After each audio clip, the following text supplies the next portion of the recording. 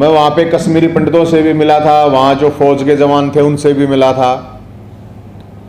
और वहाँ जो माहौल हमने देखा, वो जिस दिन बैंक मैनेजर की हत्या हुई थी उस दिन मैं वहीं था, जिस दिन 2 मजदूरों की हत्या हुई थी वो दोनों दिन वहीं पे थे हम।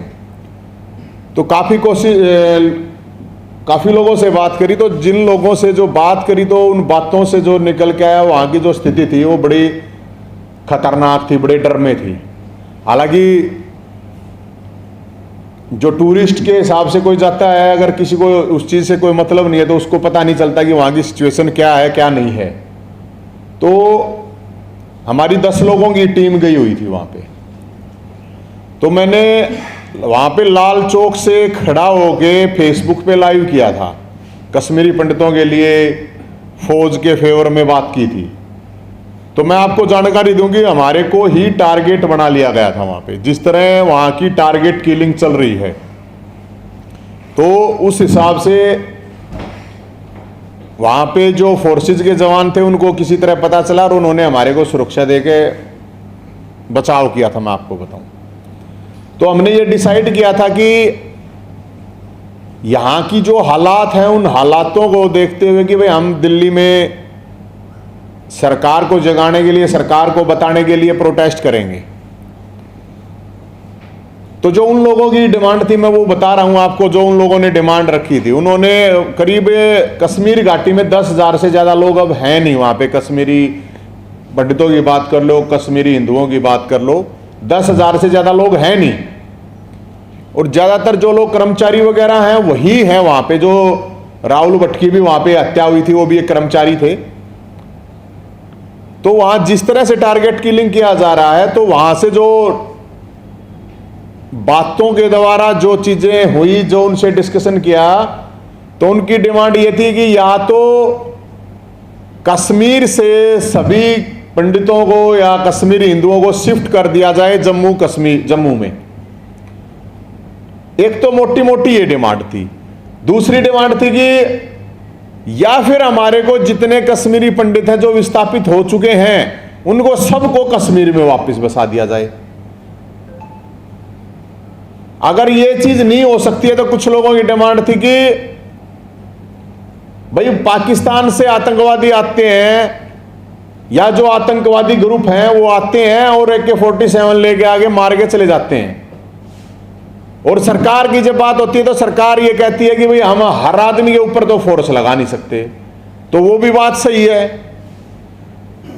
तो उनकी भी ये डिमांड थी और हमारी भी ये डिमांड है कि वहां पे कश्मीरी पंडितों को, कश्मीरी हिंदुओं को AK-47 उपलब्ध कराई जाए, उनको लाइसेंस दिया जाए और उनको प्रशिक्षण दिया जाए। AK-47 चलाने के लिए को जब अग्निवीर के लिए 5 महीने 6 महीने की ट्रेनिंग है, तो AK-47 चलाने के लिए मेरे ख्याल में 1 महीना 2 महीना बहुत है। तो हम इन डिमांड को लेके कल 12 बजे से हम 3 बजे तक यहाँ पे प्रोटेस्ट करेंगे, प्रदर्शन करेंगे जंतर मंतर पर। और हमने सबको इनविटेशन दिया है, सबको, हर जाति धर्म बिरादरी के लोगों को सबको इनविटेशन दिया है और इस प्रोटेस्ट में भाग लेंगे। तो हमारी ये सरकार से ये डिमांड है, क्योंकि आप लोगों को जरूर ये जानकारी होगी कि जब छत्तीसगढ़ के अंदर नक्सलियों के खिलाफ एक सलवा जुड़ू मुहिम चली थी जिसमें कि सिविलियन को हथियार उपलब्ध कराए गए थे। अब वो नक्सली तो इसी देश के थे और वो दूसरे नागरिक भी हमारे देश के थे। अब ये तो पाकिस्तान से आतंकवादी आते हैं और मार के चले जाते हैं AK-47। तो हम कल AK-47 की डमी के साथ वहां पे प्रोटेस्ट करेंगे। AK-7 की डमी जो होगी उसके साथ कल जंतर मंतर पर प्रोटेस्ट करेंगे। और हम सरकार से ये आह्वान करेंगे, गृह मंत्री जी से, प्रधानमंत्री जी से, रक्षा मंत्री जी से, कि ये जो डिमांड है इस डिमांड को माना जाए। क्योंकि लाइसेंस तो नॉर्मल सिविलियन में अलग अलग स्टेट में वैसे भी मिलते हैं, हथियार तो मिलते ही हैं, वो छोटे मिल जाते हैं, बस इतना ही फर्क है। हम ये कह रहे हैं कि वहां पे 47 से मारने के लिए आते हैं तो AK-47 वहां पे उपलब्ध कराई जाए, उनको लाइसेंस दिए जाए, उनको प्रशिक्षण दिया जाए। तो कोई हमारी तो कोई ज़्यादा इस तरह की कोई डिमांड भी नहीं है। और ये जो 3 चीज़ें मैंने जैसे आपको बताया कि या तो कश्मीर घाटी से जम्मू शिफ्ट कर दिया जाए, ऐसा वहाँ जो लोगों ने कहा, मैं वो बता रहा हूँ, मेरा 2 दिन का जो एक्सपीरियंस था उसको लेके। और या फिर जो विस्थापित कश्मीरी पंडित हैं, लाखों कश्मीरी पंडित विस्थापित हैं, उनको वापस कश्मीर में बसाया जाए, या फिर AK-47 लाइसेंस दे के उनको दिया जाए। और इसके अलावा क्योंकि आप लोगों को पता होगा कि सब पॉलिटिकल पार्टियां सब कश्मीरी पंडितों को लेके जब चुनाव होते हैं तो राजनीति तो होती है। एक हमने एक और भी आह्वान किया था, अभी तक तो कोई मिला नहीं है। हमने कहा था भाई जो लोग ये गर्मियों में छुट्टी मनाने जाते हैं, MLA MP मंत्री मुख्यमंत्री बड़े बड़े मंत्री, तो ये एक दिन वहाँ पे कश्मीरी पंडितों के साथ अपना समय बिता सकते हैं। एक दिन फौजियों के साथ, 2 दिन ही जाना है, लाल चौक पे जाके एक लाइव ही करना है उनके फेवर में। उसमें भी हमने कहा था हमारे किसी कि भाई चंदा इकट्ठा करके हम 1 लाख रुपए इनाम दे देंगे अगर कोई MLA MP मंत्री मुख्यमंत्री अगर ये जाएंगे, तो हौसला भी बढ़ेगा, वहाँ कश्मीरी पंडितों का भी हौसला बढ़ेगा, फौज का भी हौसला बढ़ेगा। तो इनको जाना चाहिए। यहाँ पे दिल्ली में बैठ के, दिल्ली चंडीगढ़ लखनऊ जयपुर जो भी है, आप अपने अपनी जगह पे बैठ के कोई भी कुछ भी कह देता। मैं तो खुद गया हूँ वहाँ पे, और जाके वहाँ पे जो अनुभव हुआ है उसके हिसाब से मैं आपको बता रहा हूँ। तो हम सब MLA MP मंत्री मुख्यमंत्री इनको भी कहेंगे कि इनको, कि मुझे लगता है कि इनको जाना चाहिए, और आने जाने का खर्चा भी हम दे देंगे इनको। अगर ये जाना चाहेंगे, वहाँ रहने का भी अरेंजमेंट हम करवा देंगे। अगर ये रहना चाहेंगे वहाँ पे 2 दिन, तो वैसे भी घूमने के लिए जाते हैं, तो 2 दिन वहाँ पे भी घूम के आ जाएंगे। टारगेट किलिंग्स में तो हिंदू मुसलमान दोनों को ही तो मारा, नहीं, हम हिंदू मुस्लिम को भी मारा गया, लेकिन जहाँ पे हम जो भी देश की जय बोल रहा है वो उसी को टारगेट किलिंग कर रहा है। वो चाहे फिर हिंदू हो, सिख हो, मुस्लिम हो, ईसाई हो, कोई भी हो, जो वहाँ पे फौज का साथ देता है, चाहे वो किसी भी धर्म का है। और अकेले पंडितों की बात नहीं है, वो जो मैनेजर मारा गया वो तो OBC था, वो टीचर मारी गई वो तो दलित थी, और जो मुस्लिम है वो भी जो बोल रहा है वो भी मारा जा रहा है। मुस्लिम स्टेट गवर्नमेंट का स्टाफ नहीं, स्टाफ भी है, वैसे भी स्टाफ तो एक टारगेट किलिंग ये इसलिए हो रही है कि लोग यहाँ से भाग जाएं, पलायन किए। और मैं 2 दिन वहाँ पे था, जब मैं आपको बताऊं करीब 400-500 लोगों ने तो उसी उन 2 दिन 3 दिन में ही पलायन काफ़ी लोगों ने किया था।